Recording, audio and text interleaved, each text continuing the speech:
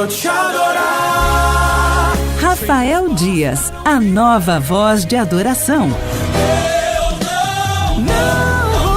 Garanta já o seu CD Além do que Imaginei, de Rafael Dias, disponível no 0800 021 7373, no cpad.com.br ou no iTunes. CPAD Music, o som da palavra.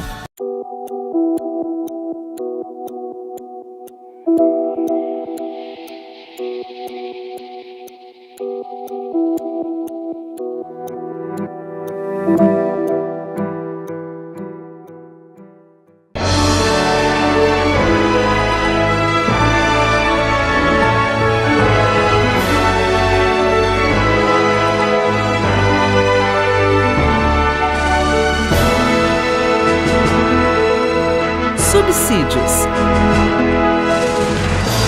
Lições Bíblicas Adultos. Lição 10. Dádiva, privilégios e responsabilidades na nova aliança. Bem, amigos, irmãos, estamos de volta com mais uma lição bíblica da nossa escola dominical. Hoje nós vamos estudar a lição de número 10, Dádiva, privilégios e responsabilidades na nova aliança. Você viu que título interessante? Porque nós vamos abordar primeiramente a questão das dádivas, que evidentemente a nova aliança proveu. E esses privilégios que vêm juntos. Agora não é só isso. Junto com estas dádivas, com esses privilégios, vem a responsabilidade. Aí me lembra de uma frase de Dietrich Bonhoeffer, um mártir alemão que morreu durante a Segunda Guerra Mundial. Bonhoeffer falava na graça barata, né, nessa graça que ele dizia que justificava o pecado e não o pecador. Neste evangelho frouxo que tem ou existe ainda hoje, que não chama o cristão para a responsabilidade. Muitos cristãos vivem a vida espiritual de forma desordenada, até mesmo relaxadamente, porque não sabem as implicações ou não tomam consciência das implicações das responsabilidades que a vida cristã exige. Aí a gente fala de, quando a gente traz isso para o contexto da graça, acabei de falar da graça barata, que foi sublinhada por Bonhoeffer, a gente chama a atenção que a graça, ela é perdoadora, a graça é justificadora, mas a graça também é responsabilizadora. A graça impõe a nós um compromisso com a vida espiritual, com a vida cristã. Isso é importante, e é exatamente isso que o autor de Hebreus está tratando e vai tratar agora. É evidente que aqui ele já está partindo para esses conselhos e exortações pastorais, já aproximando o final da sua carta. Ele já ainda vai sublinhar os aspectos, né, dessa nova aliança, as dádivas que advêm dela, esses privilégios que nós temos. Nós temos, evidentemente, privilégios, direitos espirituais, mas nós estamos com uma geração que fala muito em direitos, mas esquece os deveres. Lembro até de uma frase de George Gardner, que escreveu O Mundo de Sofia, é aquele famoso livro, onde ele diz que é evidente que nós reconhecemos aquela declaração dos direitos, os direitos universais, que todo mundo tem. Nós temos direitos, sim, mas ele sublinha que era momento de se fazer também uma declaração de deveres. Não é só direito que os cidadãos, as pessoas têm. Precisa também saber dos deveres, das implicações que tem com o próximo. Então a lição está estruturada nesse aspecto que nós estamos sublinhando aqui. nós falamos quais são essas dádivas da nova aliança. O autor trabalha já mostrando a diferença da nova aliança em relação à antiga e na relação da única oferta que ela simbolizou. A velha aliança, se você for ler o Velho Testamento e vai observar isso, você vai ver que os sacrifícios de animais se multiplicavam. Até um texto que mostra que Salomão, de uma única vez, ou em determinado culto, sacrificou mais de 20 mil animais. Há uma tradição que diz que havia determinados sacerdotes que até se vangloriavam de ficar embebido em sangue de animais, de tantos animais que eram sacrificados, de tantas ofertas que eram oferecidas, e isso não resolvia o problema do pecado. Isso que estava a dramaticidade da coisa. E o autor vai mostrar que Cristo, ao contrário disso tudo, um só sacrifício, uma só oferta resolveu o problema do pecado do homem. Então isso é importante a gente sublinhar, que Jesus, o sacrifício, foi perfeito, né?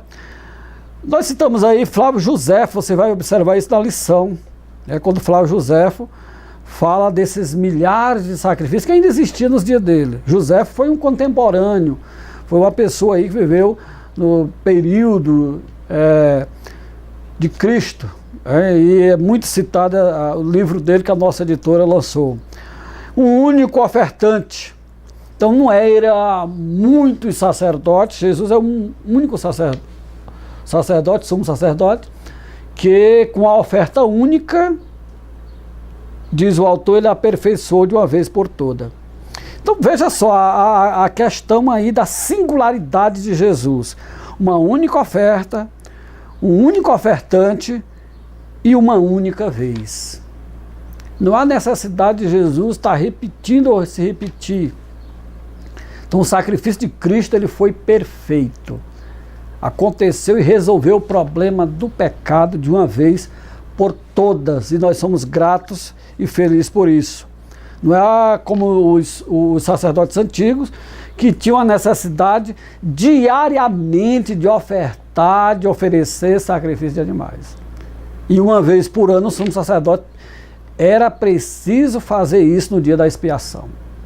Então o autor vai mostrar isso, a superioridade, né, de Jesus também, e que era uma dádiva da nova aliança.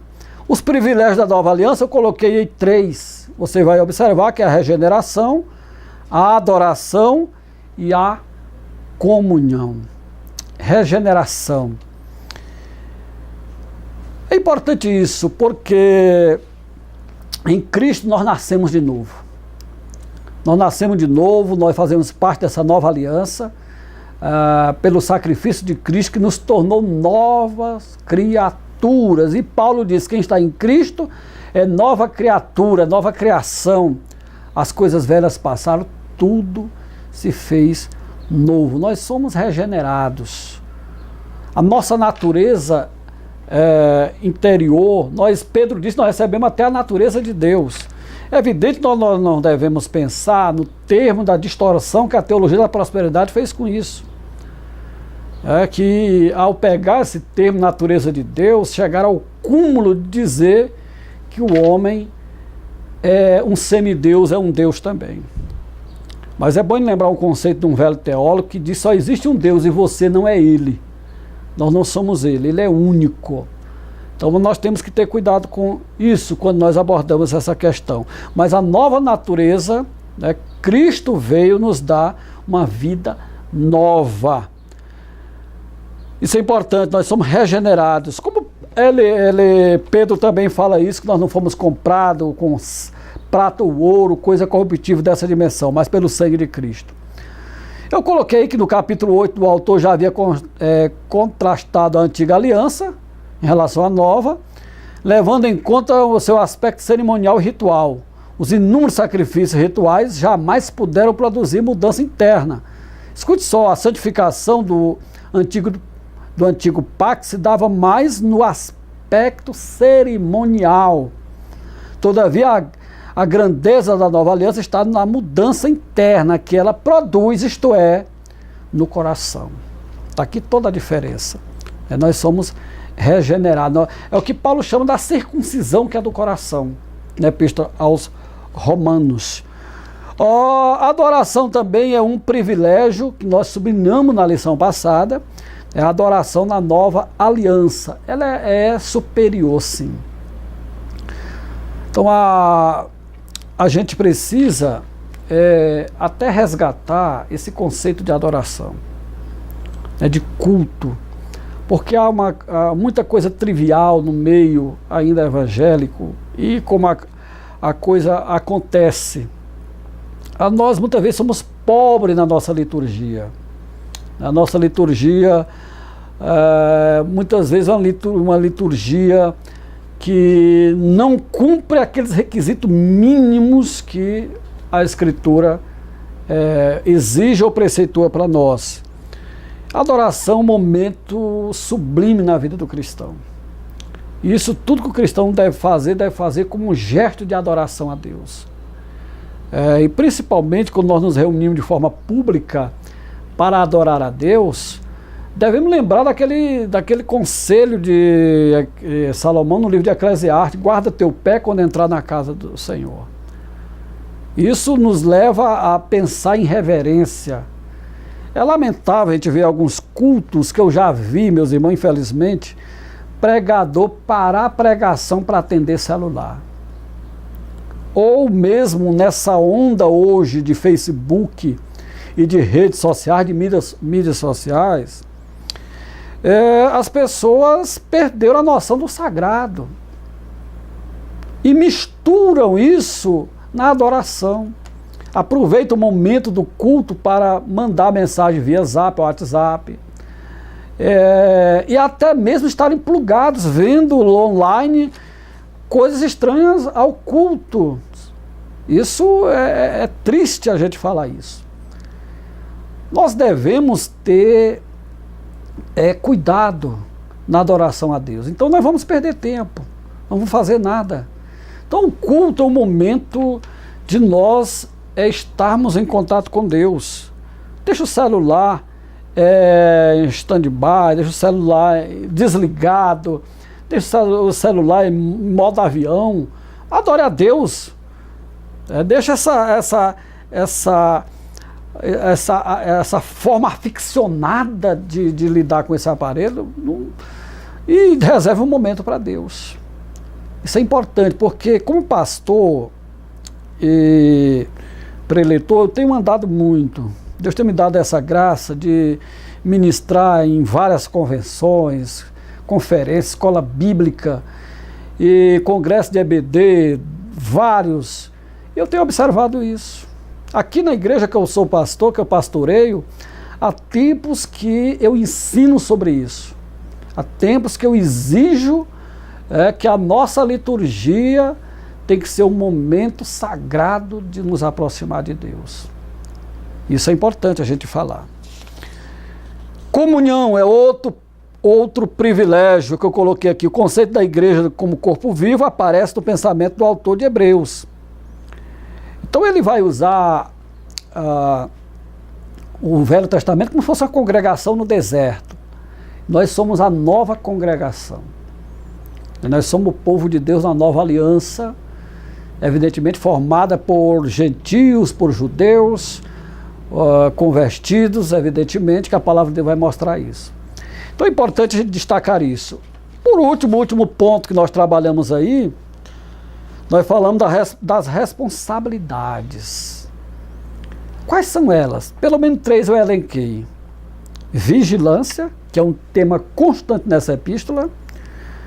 Confiança e perseverança.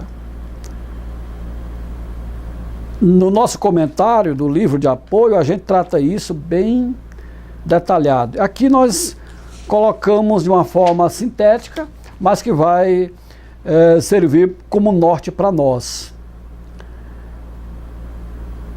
E por que é importante a gente ser vigilante? Que a vida cristã, estamos falando desde o capítulo 2 e da segunda lição, ela se cerca de alguns perigos. E o risco de alguns naufragar na fé, isso já era alertado pelos apóstolos. Paulo diz: Demas, tendo amado o presente século, me abandonou. E era um perigo. Então nós precisamos desenvolver a vigilância. Louvado seja o nome do Senhor. Pois bem, eu queria ficar com essa palavra introdutória, essa palavra de orientação. Você que Deus lhe deu esse privilégio de ser um professor, de ser um coordenador, agora veja as responsabilidades que isso traz para você. Faça isso de uma forma que adore a Deus e você estará desempenhando bem o seu papel, a sua função. Que Deus em Cristo te abençoe em nome de Jesus. Amém.